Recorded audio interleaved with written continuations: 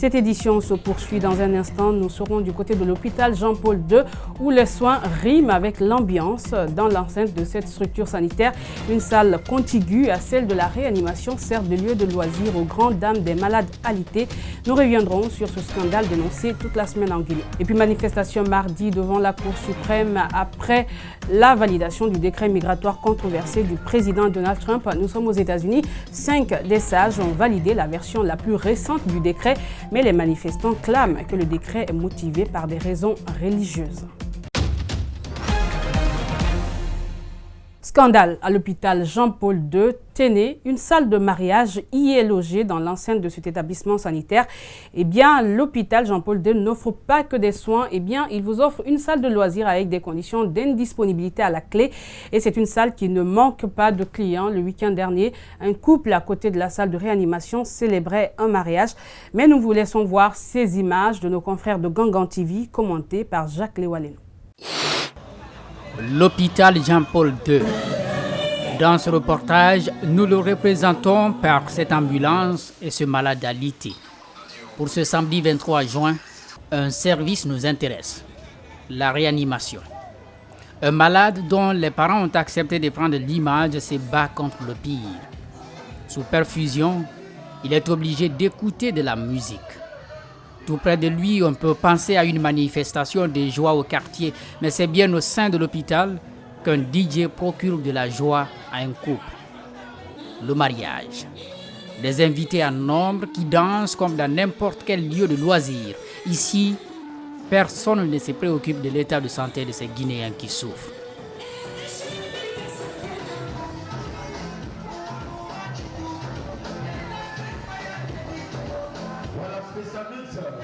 La seule mesure qui a été prise par les responsables de cet établissement sanitaire, jadis l'un des plus respectés, c'est la fermeture de cette porte vitrée qui laisse tout de même voir une ambulance.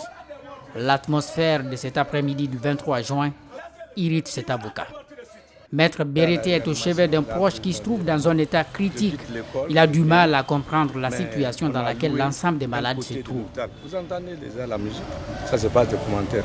Depuis 14 heures, c'est un mariage qu'on est en train de célébrer. Dans la salle. C'est contigu, c'est dans l'enceinte de l'hôpital. Ils sont prêts à la porte. C'est pas seulement l'enceinte de l'hôpital, c'est contigu à la réanimation. Et ce n'est pas seulement le cas de Montbro. L'ensemble de la branche, de ce côté-là, il n'y a que des gens qui sont dans le coma. Comment on peut célébrer le mariage et pour des raisons purement pécuniaires, on loue l'hôpital pour on organise la mamaya dedans. Ça se passe des commentaires, vous pouvez partir voir. Une salle de mariage dans un hôpital, ça existe et c'est à Conakry. Ou bien il n'y a pas quelqu'un dans le pays là. Ou bien le pays n'est pas contrôlé. Ce feuilleton Jean-Paul II s'est poursuivi avec des contradictions houleuses entre les membres de la direction de cette structure sanitaire qui a abrité une cérémonie de mariage et cela a suscité l'émoi au sein de l'opinion publique nationale. Les uns et les autres se rejettent la responsabilité. Vous allez le voir dans la gestion même d'un montant de 500 000 francs guinéens où s'est tenue la fête. Nous vous proposons ce grand reportage de la rédaction réalisé par Makisso et Aboubakar Din Kamara. Tout a basculé au moment où les images qui montrent la fête ont circulé sur les réseaux sociaux. Nous commençons par l'agent comptable qui aurait perçu un montant de 500 000 francs guinéens pour les frais de location de la salle. Il y a un ami du DGA qui est venu me voir de la part de mon directeur adjoint de lui trouver une salle ici. Il a une rencontre. Moi, je lui ai dit, ok, il n'y a pas de problème. Ma salle est payante. Donc, on a chahuté. Il dit qu'il reviendra après. 2 jours après, il est revenu. Il dit qu'il préfère faire sa rencontre à Jean-Paul II. Donc, moi, je l'ai tiré une quittance de 500 000 pour la salle. Choquée par les réponses fournies, la directrice de l'hôpital prend la parole et précise. Si je vous dis depuis 2012, jusqu'à maintenant, il n'y a pas eu comment dirais-je, il n'y a pas eu de mariage ici. Si c'est des séminaires au moment d'Ebola, Il y avait des partenaires qui venaient louer nos salles, ils faisaient les séminaires là, d'accord, mais pas un mariage. Et même les 500 000 qu'ils ont payés, l'argent est où? L'argent n'est pas rentré dans notre caisse. Donc, on ne peut pas me dire des... C'est pour ça que j'ai dit d'arrêter. Moi, ici, je veux la vérité. Et ça m'a choqué qu'on organise ça dans mon dos et que personne ne m'a informé. Le DG a dit que lui, il pensait que vous l'allez m'informer. Mais moi, je dis, toi, tu es mon adjoint direct. Tu peux m'appeler. Tu peux m'appeler pour me dire, ah, il y a un ami qui est venu me dire, mais je l'ai envoyé vers l'agent comptable pour qu'il vous en parle. Tu ne m'as jamais dit. Place à présent au témoignage du directeur général adjoint qui tente à tout prix de dégager sa responsabilité. Le monsieur, quand il m'a dit que ses frères ont l'habitude d'organiser leur mariage à Jean-Paul II, je l'ai répété. Je suis à Jean-Paul II, ça fait 4 ans. J'étais à Fria. Je dis, ça fait 4 ans. Je n'ai pas assisté à un mariage, je n'ai pas vu célébrer un mariage. Il dit à mon ami, tu ne veux pas qu'on célèbre mon mariage. C'est ainsi, je dis, va rencontrer l'agent comptable. Il est là-bas depuis 2008. Moi, je n'ai fait que 4 ans, 2008. Peut-être lui, et tu le rencontres, tu vas, il te montre à madame la directrice, si vous tombez d'accord. C'est ça que je pouvais faire. Au même moment, c'est la ministre de l'Action sociale, de la promotion féminine et de l'enfance qui fait son entrée. Et elle promet des sanctions. On reste dans la cour de l'hôpital Jean-Paul II pour dire que la ministre de l'Action sociale a effectué le déplacement pour s'entretenir justement avec la direction afin de prendre des mesures disciplinaires contre les auteurs de cet acte. Elle est au micro de Macky Sall et d'Aboubacar Dinkama.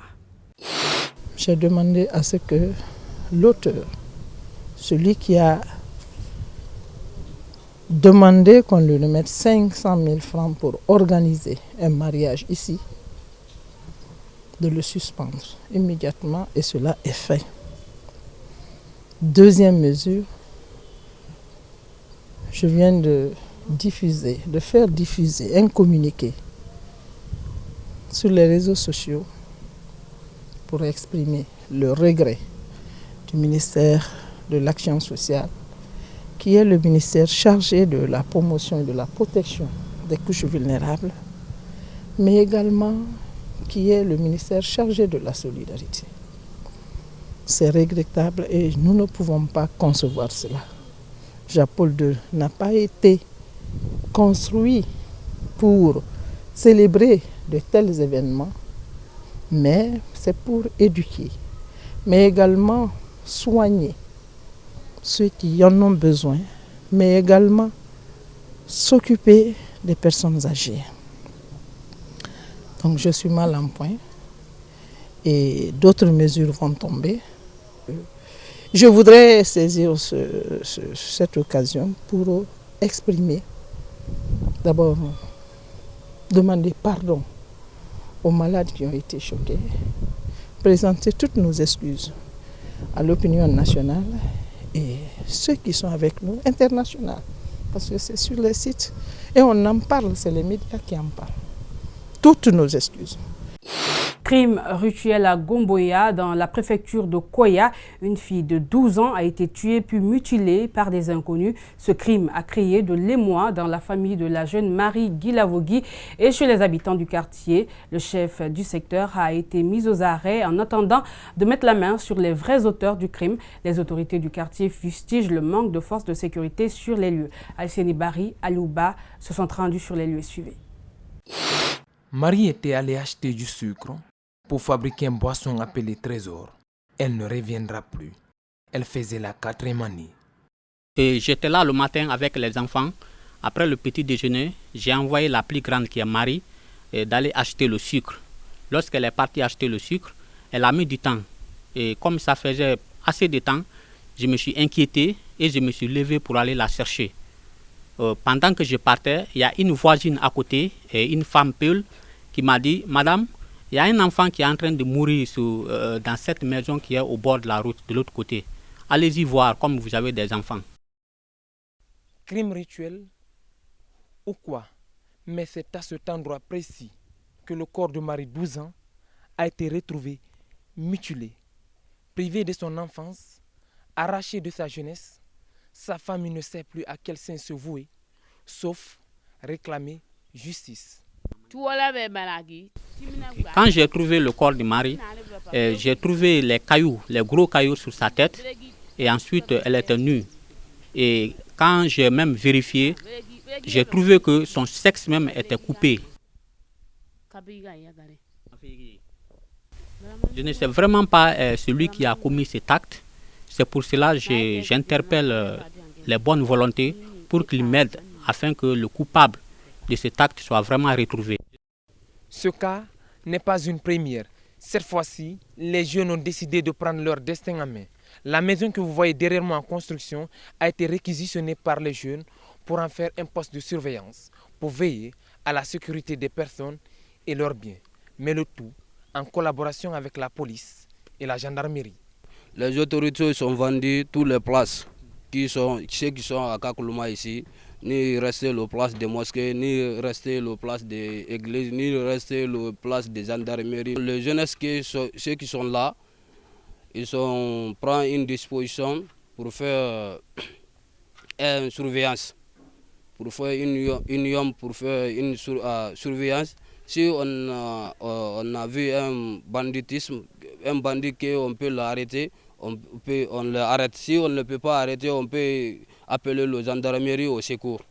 Ces accusations, le chef de quartier de Dolokhoury les reconnaît. Il va plus loin. Il indique que les rares policiers du quartier sont en sous-effectif et sous-équipés. Puis, il manque de locaux. C'est un obstacle presque infranchissable. En tout cas, les autorités ont tout fait, sur ma demande bien sûr. Elles ont accepté qu'une équipe vienne identifier tous les lieux publics qui étaient déjà vendus. Bon, nous nous battons pour les récupérer, mais ce n'est pas très facile. Naturellement, il faut un vrai poste de gendarmerie et de police. Même le poste de police, que à travers, n'est-ce pas, mon insistance, on a créé, c'est moi qui paye le local à chaque mois, qu'il y ait argent ou pas, je prends dans ma poche pour payer le local.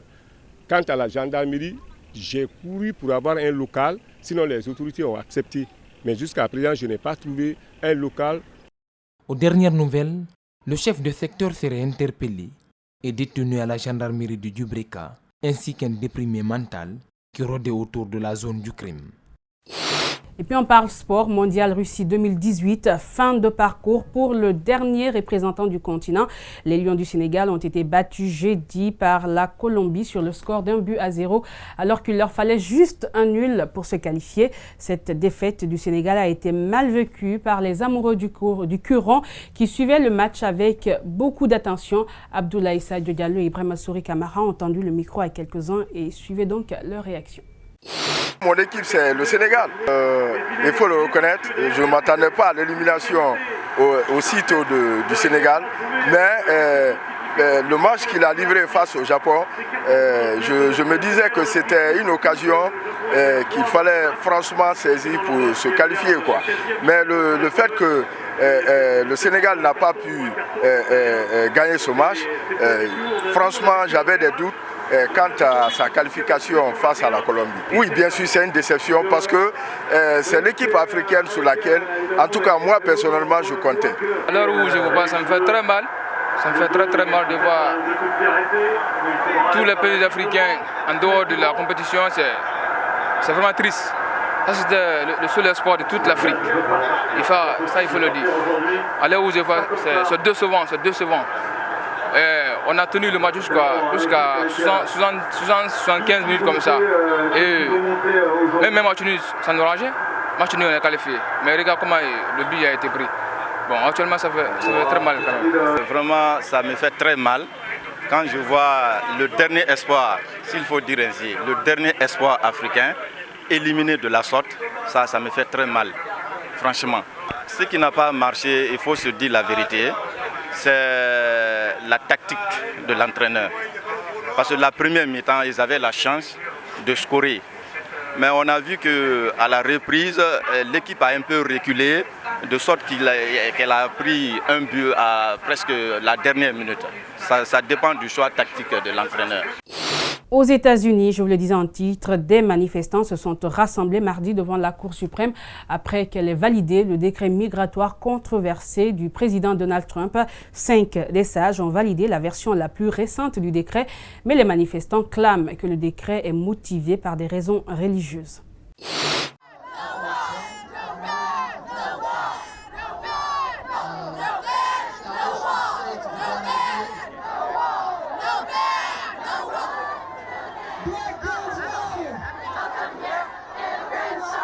No matter what the Supreme Court has decided, the American people have decided that we will stick together and that we are going to work very hard to try to overcome this policy. The one disappointing fact that the court didn't take into consideration what the president said during the presidential campaign, which was openly discriminatory, and there was definitely a religious animus.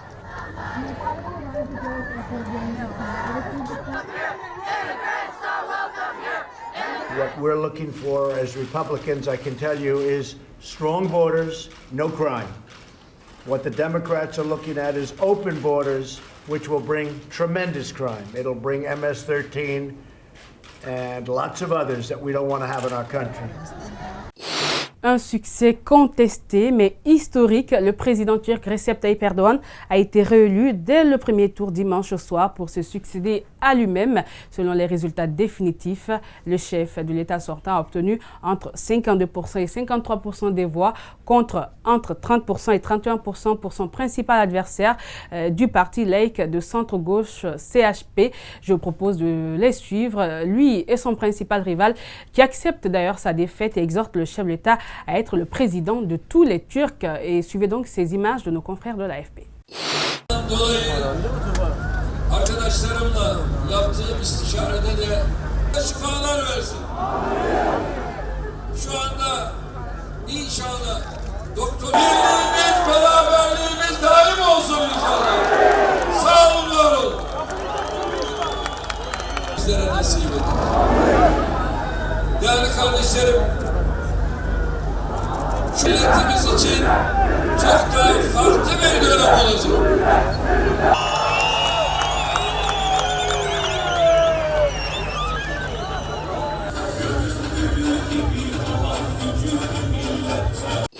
Et c'est avec ces images qu'on se quitte. Grand merci à tous pour l'attention. Merci à la rédaction, mais aussi à l'équipe technique du jour. Portez-vous bien et très bon début de semaine sur Espace TV.